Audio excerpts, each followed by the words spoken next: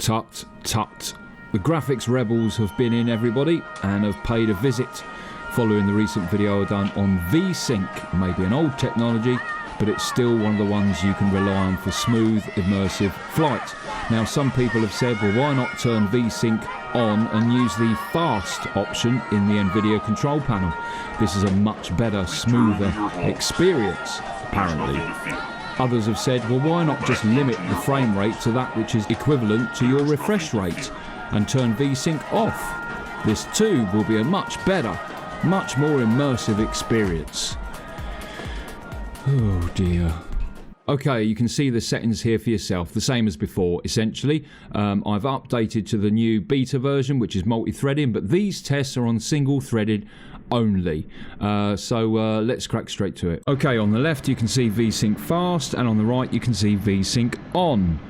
Now, VSync fast, the aim of VSync fast is for it to be synchronized to the monitor, but any frames that are generated above the refresh rate is simply binned. So that's why you're seeing the 4080 at 97% there, cracking up the power, and also obviously, you know, drawing a fair bit of power from the wall. But you'll notice the frame time fluctuates all over the place. And that will result in stutters. Look now on the left hand side of the screen at VSync fast, you can see the judders and stutters there. Now look to the right hand side with both eyes and you'll see nothing, none whatsoever. VSync fast is not what you may think. Despite the fact that it says that it will give you a much reduced frame time, which is true, it will not give you a consistent frame time. And in DCS world, a consistent frame time is the key to smooth flight. Now, so for those of you who said, well, VSync fast is the way to go, definitely, it's definitely the way to go, it's definitely the way to go. Look, okay, look, everybody has it the way they want to have it. That is the key thing with simulations, etc. And the whole point of my videos was simply to say, if you really want the smoothest and most immersive experience, then VSync is the way to go. The proof is right in front of you, as you can see it. On the right, VSync, look at that, super smooth. And on the left hand side, well, let's see. Yep, more judders from VSync fast, and we saw some judders there and stuttering when we were coming down the taxiway. VSync fast, as I said, the aim really for VSync fast is to synchronize the GPU rendering the first amount of frames which is equivalent to the hertz or refresh rate of the monitor, in this case at 60. Thereafter, the GPU bins the frames but still goes to work, which is why it's always at, you know, the highest percentage it can do. Binning those frames at the end of the refresh rate will affect the frame time. Look left now, VSync fast, and it looks super smooth, doesn't it? But actually there are some stutter in there. Now look right, it's super smooth. You couldn't get any smoother because the GPU is rendering not at the refresh rate but on the call of the refresh rate. In other words, the GPU is perfectly synchronized to the monitor. That is not the case with VSync fast. So when would you use VSync fast then? We can see the frame time fluctuating and causing those micro jutters and stutters that you can see. When would you use VSync fast? Well, put simply, for FPS games and so forth, where you really want the lowest frame time and the lowest response time or the highest response time you possibly can. But we need to put this into context, ladies and gents. This is DCS world, and flight simulators in general, you want a consistent frame time for a smooth flight. A fighter pilot in real life has a reaction time of just a little over 250 milliseconds. That's right, 250 millisecond reaction time. So you know, with a frame time of 16.6 milliseconds or so at 60 hertz, and then you can cut that in half to 8.3 milliseconds if you went up to 120 hertz and therefore 120 frames, you know, that is more than good enough, more than fast enough for anybody. It's all about what we want as individuals. If you want an immersive flight, put VSync on. And if you've got G-Sync or FreeSync technology, don't think that's always going to be the answer to your problems. It's not. It just varies the refresh rate underneath the refresh rate of the monitor. That's all. And that will induce frame stutters as well. Right, so VSync fast, verdict, fail. Winner, VSync on. Now, let's rewind a little bit and let's have a look at turning VSync off, but actually limiting the frame rate to the same variable as the refresh rate. Now, I've been a bit hard on VSync fast. It's actually not a bad setting to have, particularly if you don't want to suffer from any stutters or juddering beneath the refresh rate. But as you've seen in DCS World, that's not necessarily the case. Here we are now with VSync off, and we've capped our frame rate via the use of the limiter in the Nvidia control panel. And already on the left hand side you can see judders there, but it does smooth out. And after a fair bit of testing with the DCS World, it seems to be that coming in and out of different altitudes will induce different types of stutters. Right now we're fairly level flight, and the system is all quite smooth, and you can see that on the left hand side. VSync of course doesn't care what altitude you're at. Starting to see some judders now on the left, but you know, there are variations of smoothness, whereas with VSync fast it was pretty much, you could see that step judder all the time.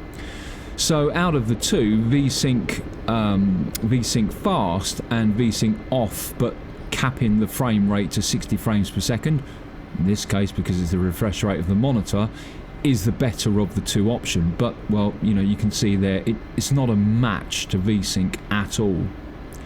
Now, for those of you who've got G-Sync monitors and Nvidia GPUs, or for those of you of AMD are using FreeSync, all I'm going to say to you is this: FreeSync, G-Sync and VSync, there is a huge thought school out there as to what settings you should have, and my advice is you play with it yourself.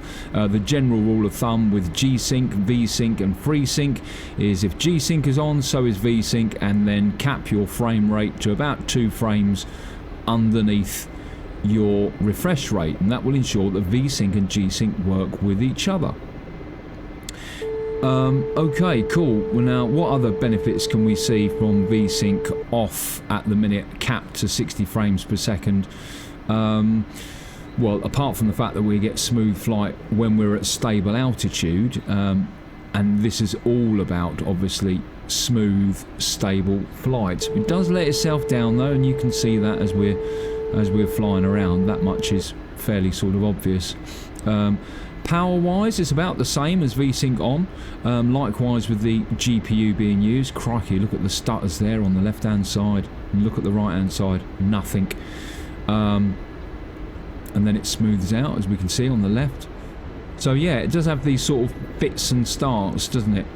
But you know, in flight simulation it is about immersive flight, and it is about a smooth experience. VSync off, capping the frame rate, will for sure prolong the length of your GPU because you're not using 100% of it. You are limiting it to the refresh rate of your monitor. We're using 60 hertz, guys and ladies, on all the examples that and all the videos that we've done, purely and simply to cater for Mr. and Mrs. Average out there. Not everyone has got a 144 megahertz monitor or a 240 or a 120. Not everybody has got very high refresh rate monitors. Jesus, look at that stuttering on the left. And plus, of course, it's all very well having a very fast refresh rate monitor, but that is directly correlated in performance to the response time of the monitor, and of course the type of rendering technology you're going to be using, VSync, G-Sync or FreeSync. With VSync, as per the video in the top right hand corner that we've done already, my advice to you is when you first set up DCS World, you turn VSync off you crank up the settings to wherever it is you want it, you fly it around on a map preferably, and you watch your GPU usage, and you want your GPU to be at about 80 to 90% at the most, ideally 85%. And if your GPU is rendering around about 85% at your refresh rate, and your refresh rate for example is 120 Hz, then turn VSync on and you will have a super smooth flight. And the reason why I say that is because you then know that your GPU can render above the refresh rate of the monitor. If your GPU falls beneath the refresh rate of the monitor with VSync on, you will start to see stutters, that which you have seen and witnessed in this video. With VSync off, capping it to 60 frames per second, and also with VSync on fast. I think I've proved my point. I think. I'm going to do another video after this of the 120 frames per second, 120 Hz versus 60 frames per second at 60 Hz, both with VSync on. And can you really tell a difference? Finally, I'll just give some advice to those people who put videos together out there, and that is that, you know, most capture technologies can only capture at this precise moment in time at 60 frames per second. So if you're flying, then ideally you really want to be at 60 frames per second so that you get a really nice smooth video. And to help that, VSync should be on, as I hope I've demonstrated here in this video, and indeed on the other videos that are in the DCS World Specials playlist on Heli Shed. There we go. I don't think there's anything more to say really, apart from look, VSync on. Look out for the other video of 120 versus 60. And going back to that capturing I've just talked about there, 60 frames per second, you can't capture at 120 frames per second, can you? So any video output actually is not going to look as smooth as it actually is on you flying it. Hope this has been useful for you. Take care. Bye bye.